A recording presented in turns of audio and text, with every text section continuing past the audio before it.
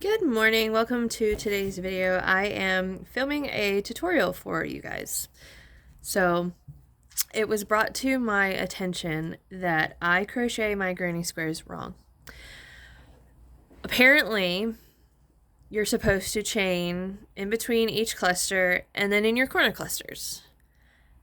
I don't do that. I wasn't taught that way, and honestly, I don't really like the look of it. So this is the way I crochet a granny square. There are no chains at all. And this is the regular one. Granted, there is a difference in hook size. This is a 10 to 10.5 millimeter.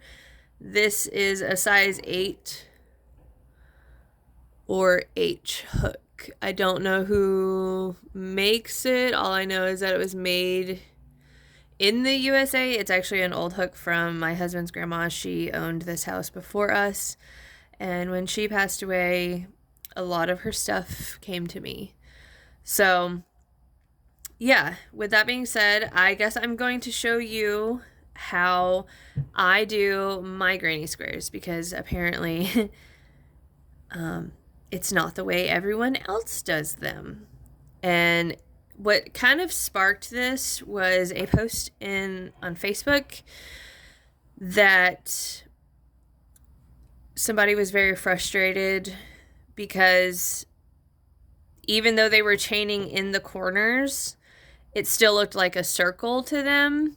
And I said, well, yeah, that's what happens. Like, you chain 12, or you do 12 double crochets in your magic ring, and it's going to create a circle. But as you move on to the next round and you place your corner clusters, you'll get your square. So as you can see, we have like a rounded edge square, right? But we still have a square. So I'm using my size 8 or H hook. I have Red Heart Super Saver in white. And yeah, I guess we'll just we'll get started. So I'm creating my magic ring, and you can do the chain 2 method if you like. That is actually the way I was taught. That's the way my mom does it. She's been doing it that way she's been crocheting these granny squares for 40 plus years. I can show you many examples of how these blankets, these squares work up into beautiful blankets. And honestly, I feel like it provides more structure in the square. You have a tighter, compact crochet, whereas I feel like, this just creates a lot of, like, the gaps are huge. And for me, I don't use my Afghans a lot. Most of them are for decoration, simply because, like, you still get air between the holes and it's still kind of cold, right? So I feel like doing it this way, my way, or just the no chain way rather, creates smaller gaps compared to the one with all the chains. So yeah, creating my magic ring. I am also, some people do, for your first double crochet, they do the chain 2. So 1, 2, that counts as your first double crochet. I, however, am not doing this. I learned, and I can't remember for the life of me what video it was, but this woman did the only thing I refer to it as a fancy double crochet.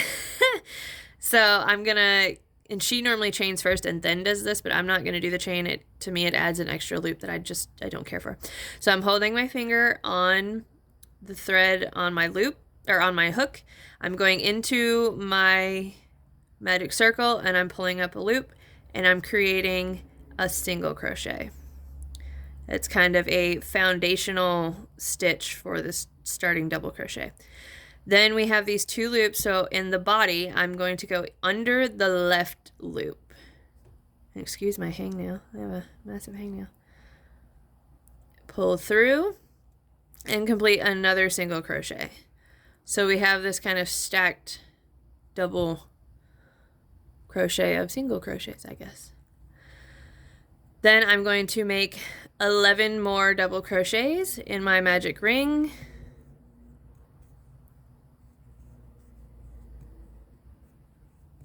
I crochet really tight. It's so tight you can hear it thumping. Ow. That's That's 3, 4.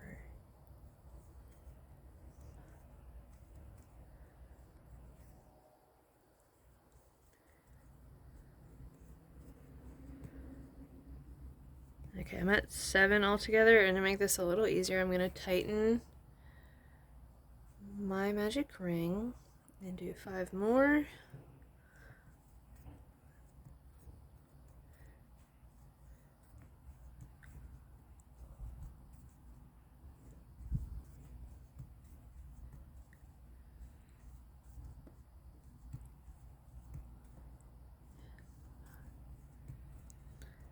Okay, and before we tighten this, I'm going to count and make sure we have 12. 2, 3, 4, 5, 6, 7, 8, 9, 10, 11, 12. Okay, we have 12. I'm going to close my magic ring.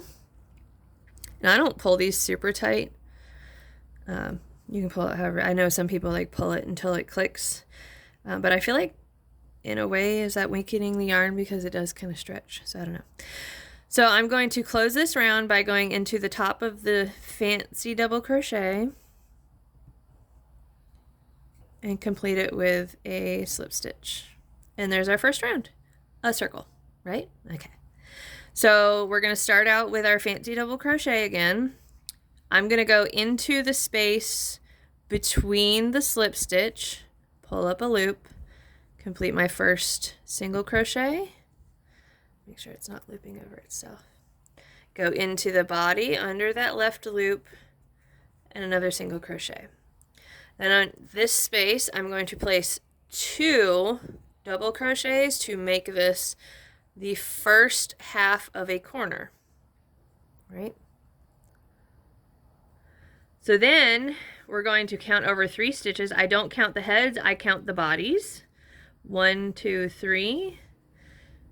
And we're going to go into the space between those crochet, those double crochet bodies. And we're going to place 6 double crochets to be our first complete corner cluster. And we are not chaining in between the 3. 4, 5, 6. Okay, so there's our first full complete corner.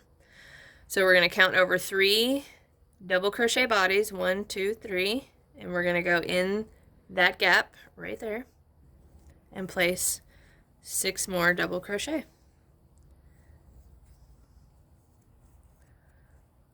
3.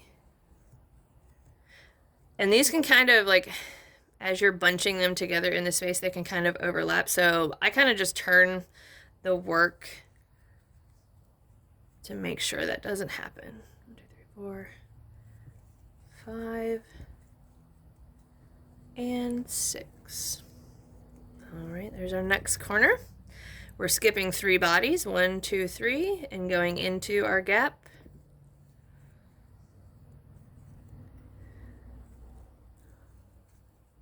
2, 3, and 3 more to make 6. 1, 2, and 3. All right, so we're coming up to where we started the round. And remember, we have that half of a cluster. So we're going to complete that cluster to complete the round. So we're going to take our double crochet into the same gap the other 3 are worked in, and we're going to work 3 more. 1, 2, and 3. Then we're going to close in the top of our fancy double crochet. Whoop, get the right loops. And slip stitch. There we go. We have a cute little square with 2 rounds.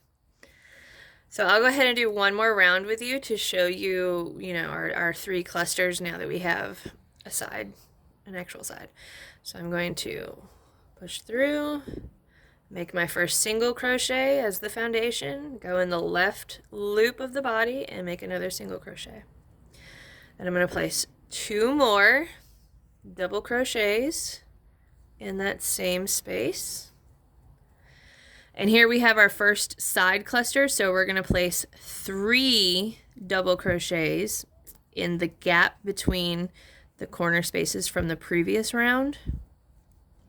And this is creating our side, so we have our corner start, our side, and then we're going to corner again, which is 6 double crochets, skipping 3 bodies. 1,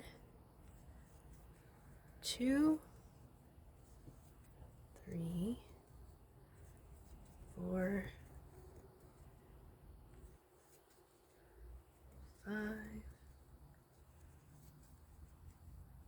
and 6.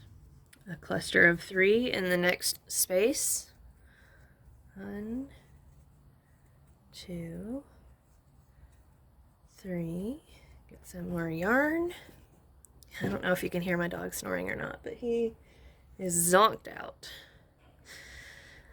All right, 1, 2, 3 bodies going into our gap to create another corner.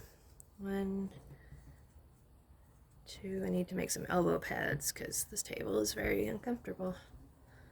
3, 4, 5, 6. 1, 2, 3 completes our side. All right, and coming around to our last full corner cluster for 6 double crochets. 3, 4, 5,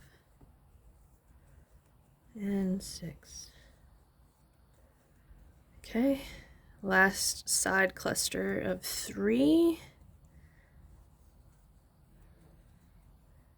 And 3. And then we're going to finish off this round by going into the gap of our first cluster next to our fancy double crochet, placing 3 more, and then we're closing with a slip stitch. And there, that's it. As you can see, we have a perfectly square square. Well, he needs to be blocked. We have a perfectly square square with no chains in between. And it works up in literally, what, just 13 minutes? It didn't take long to get 3 rounds. Not saying the other side would take long, but it just always surprises me how quickly granny squares just grow. So yeah, here is your perfectly square little square. And then you block it and it becomes even more square. So yeah, let me know what you think. If you liked this, if you didn't like this. If you did like it, give it a good thumbs up, leave a couple comments. Who taught you how to crochet? How long have you been crocheting? I'd love to know. I'd love to get to know my viewers. But yeah, that's it. And if you'd like to see more tutorials, let me know that as well. Okay guys, that's it. Bye.